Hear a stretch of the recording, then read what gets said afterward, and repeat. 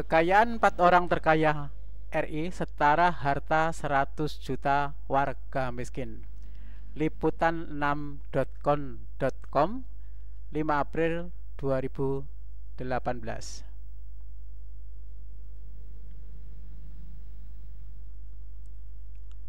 Liputan6.com Jakarta. Ketimpangan ekonomi di Indonesia dinilai masih cukup tinggi. Hal tersebut karena Indonesia masih menganut sistem ekonomi liberal. Hal ini terlihat dari perbandingan kekayaan segelintir orang setara dengan harta jutaan warga miskin. Ini diungkapkan Managing Director Political Economy and Policy Studies PEPS Antoni Budiawan.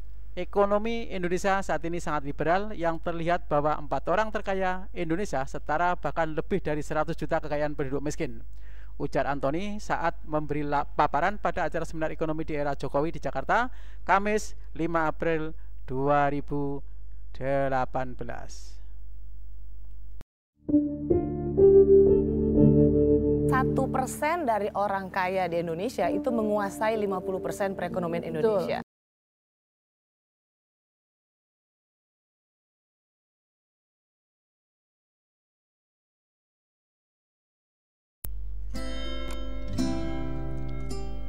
Selamat berjumpa lagi dengan saya. Dalam video kali ini saya akan memberikan judul Simpang Jalan Pemain Kartu Kredit. Harus ganti presiden berapa kali untuk merubah nasibmu? Perhatikan baik-baik. 1% orang kaya di Indonesia menguasai 49% sistem ekonomi Indonesia. Separuh sistem ekonomi dikuasai 1 orang. Perhatikan baik-baik. Ada lagi nih, 4 orang Indonesia mempunyai kekayaan setara dengan 100 juta penduduk Indonesia.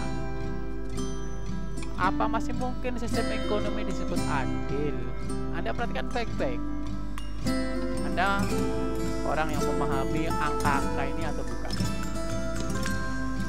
Sebagian penduduk kelaparan, tapi ada juga orang berperiode-periode membuang uang untuk bisa menduduki jabatan tertentu.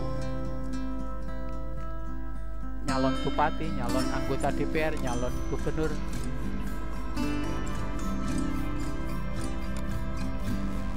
Malah ada yang habis uang 900 miliar, hampir 1 triliun untuk menduduki jabatan tertentu. Apakah sedikit orang yang mempunyai kekayaan 3 kali lipat dibanding beres, kira kelapa, peternak, nelayan, tukang becak, dan berbagai profesi lainnya tersebut juga mempunyai kemampuan dan kecakapan berjuta kali lipat? Apakah orang-orang yang kaya raya itu kemampuannya dan kecakapannya juga berjuta-juta kali lipat sesuai dengan kekayaan? Masa ada orang di Indonesia saat ini karena ada yang nggak punya tempat tinggal dan makan sehari-hari pun susah, malah ada 4 orang yang kekayaannya setara dengan 100 juta orang miskin. Kalau seperti ini lumrah dari dulu, gonta-ganti pemimpin ya sama saja.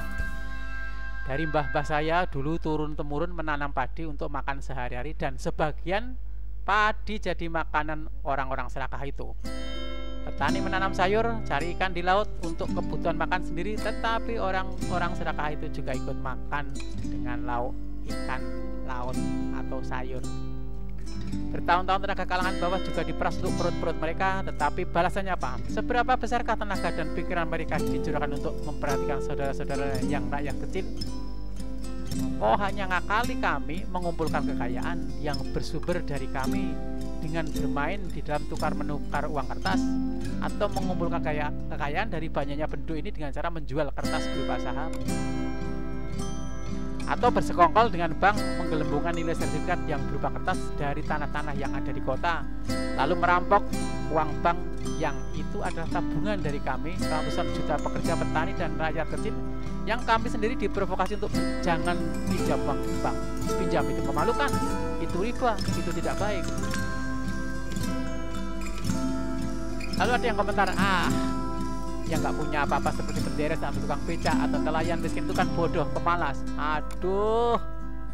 Ada juga yang komentar, rezeki kan sudah dibagi-bagi, nggak akan keturunan. Welah, piye no? Sepengetahuan saya Nabi Muhammad, Khalifah Umar, Abu Bakar, dan sahabat Nabi, walaupun mereka mempunyai kekayaan serta kedudukan, tapi yang nggak begitu amat kesenjangan antara si kaya dan si miskin. Tapi kalau keadaan seperti ini masih dikatakan adil, ya terserah saja. Semoga saja itu bukan sebagai munafikun ekonomi. Apa boleh buat, sistem ekonomi yang berpotensi tidak adil ini sudah menjadi suatu panglima. Sistem yang berorientasi pada materi, kesuksesan diukur dengan materi, bahkan diadopsi ke dalam cara berpikir sistem pendidikan, budaya, kebiasaan, keamanan, dan pertahanan, politik, bahkan celakanya untuk agama, walaupun mungkin lebih cepat sebagai manipulator agama. Jelas-jelas nampak ketidakadilan, kita malah menikmati. Karena pola pikir kita sudah terbentuk seragam serta sudah mendarah daging akibat dogma dan doktrin pendidikan, tidak aneh orang yang memperjuangkan agama atau yang memperjuangkan keadilan pun juga memakai kendaraan yang mengadopsi sistem mesin yang berpotensi tidak adil ini.